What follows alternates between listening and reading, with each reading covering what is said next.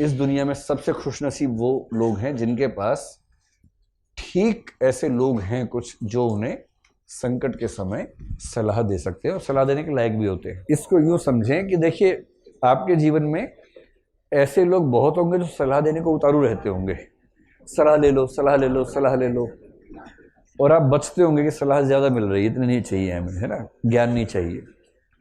और जिस मुद्दे पर आपको सलाह चाहिए उस पर भी देने को 50 लोग तैयार बैठे हैं, और वो सलाह ऐसी देंगे कि आपका जो विश्वास थोड़ा बहुत उन पर था वो भी हट जाता है उसके बाद से विश्वास। तो कोई ऐसा व्यक्ति आसपास जो आपको आपके मेंटल लेवल पे जाके अपने अनुभवों और ज्ञान का उपयोग करके समझदारी के साथ आपको समझाते हुए सलाह दे सके। किसी के भी पर्सनल लाइफ क्राइसिस में सबसे महत्वपूर्ण होते हैं फ्रेंड्स। फ्रेंड्स में शायद ही एक आध होता है तो सलाह देने के लायक होता है, लेकिन अगर ऐसा हो तो उससे सलाह ले लेनी चाहिए, क्योंकि भाई फ्रेंड्स तो आमतौर पर उसी माइंडसेट पे जिस पे आप हैं।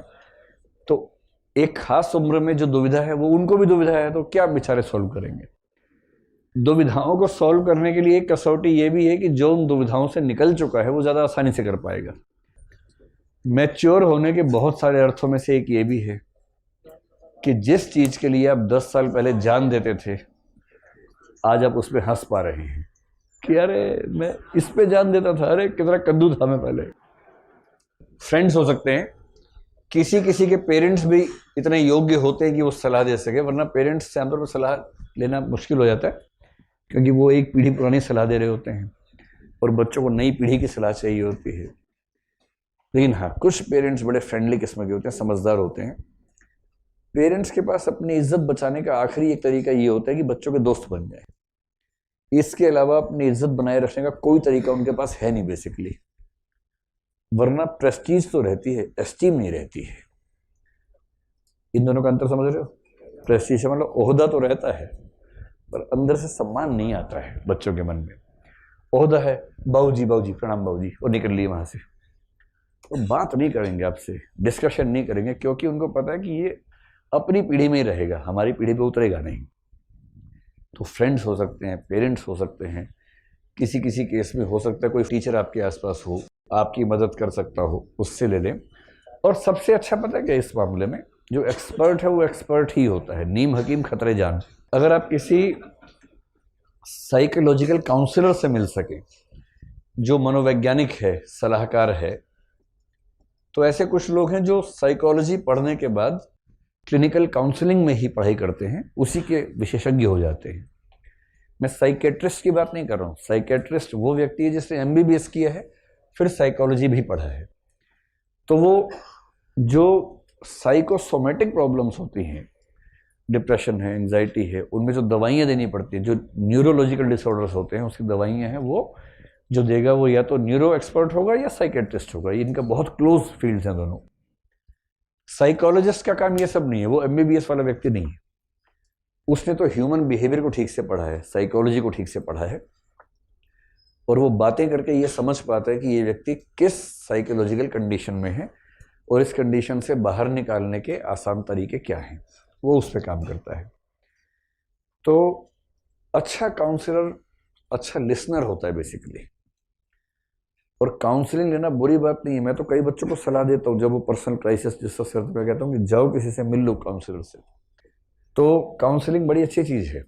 और जब आपको थोड़ा तनाव ज़्यादा हो, मतलब मैं अपना बता रहा हूँ, मैंने कम से कम 2 या 3 बार काउंसलिंग ली है, साइकोलॉजिस्ट को ढूंढ के जाके मिल के बात की। क्योंकि अगर मन आपका परेशान है, मतलब आपकी उम्र की बात कर रहा हूँ, अब तो मुझे ज़रूरत नहीं पड़ती है, जब आपकी उम्र में था उस समय ऐसा कई बार किया।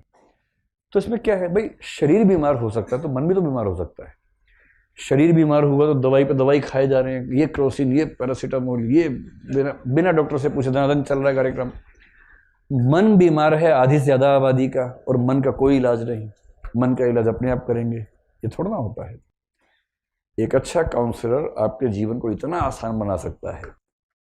तो मेरा अपना अनुभव ये है कि जब मैं मिलने गया पहली बार, तो जो काउंसलर एक सीनियर महिला थी जो उसी में एक्सपर्ट थी, बहुत 1.5 से 2 घंटा बात की मुझसे, और मैं लगभग ठीक हो गया, तनाव सारा खत्म हो गया। कि जब मैंने घर पे आके रियलाइज किया, एनालाइज किया तो उसने सिर्फ इतना किया कि 1.5 से 2 घंटे के सेशन में उसने मुश्किल से 2 से 3 मिनट तक बात की, बाकी मैं ही बोलता रहा। एक अच्छा साइकोलॉजिस्ट केवल ये करता है कि आप किस चीज से परेशान हैं तो आपको बुलवा देता है, और जहां चुप होने लगेंगे ये सोच के कि बोलूं या ना बोलूं, वो थोड़े पिन चुप हो जाएगा बस, जिससे आप और भड़क जाएं और अपने मन की बात कह लें। और जिस व्यक्ति ने 1.5-2 घंटे अपने मन की सारी बकवास कहीं कह ली, दिमाग उसका वैसे ही हल्का हो जाता है और उसको लगता है मैं ठीक हो गया। अच्छा काउंसलर बनना हो आपको भी, आपके फ्रेंड्स भी तनाव में होंगे कभी ना कभी, छोटा भाई बहन हो सकता है। जब भी आपके आसपास कोई तनाव में हो, केवल अच्छे लिसनर बन जाइए। और अच्छा लिसनर होने के लिए केवल इतना करना है कि सामने वाला बोलता रहे और खुद अपनी जुबान बंद रखिए, और मुंडी इतना जोर जोर से हिलाइए कि उसको लगे उसकी बात सीधे आपकी आत्मा में उतर रही है। वो कुछ भी बोलेगी, पता है क्या हुआ, बोलो क्या हुआ, ऐसे करके एकदम लगे कि आप रो ही पड़ेंगे, इतना इन्वॉल्व है उसके साथ। बेशक मन में आपको कुछ और चल रहा हो कि 1 घंटा हो गया कम वक्त को, लेकिन चेहरे पर भाव ही हो, अच्छा अच्छा, ऐसे करते रहिए। 1-1.5 घंटा उसको बोलने दीजिए, बोलने दीजिए। आप पाएंगे कि वो व्यक्ति 3/4 ठीक हो गई जाएगा उस दिन। इतना खेल है। और थोड़ी सी सही सलाह भी दे दीजिए। सही सलाह केवल लिसनर होने से नहीं आती है, उसके लिए थोड़ा सा अनुभव, थोड़ी उस तरह की पढ़ाई लिखाई हो तो चीज़ें आसान रहती हैं।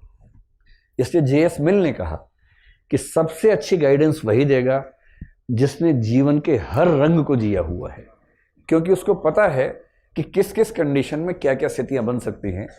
जिसने जीवन को एक तरफ से ही जी लिया वो क्या सलाह देगा। सलाह देने के लिए पहले आपको उन स्थितियों से गुजरना पड़ेगा ना, तब तो आप सलाह देने की स्थिति में रहेंगे।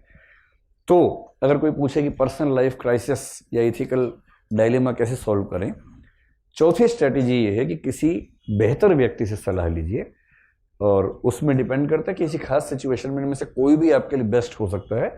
जो उस सिचुएशन में बेस्ट है आपके लिए, उस व्यक्ति से परामर्श लीजिए। और परामर्श का मतलब केवल परामर्श होता है, आदेश नहीं। अंततः वही करना चाहिए जो आपको ठीक लगे।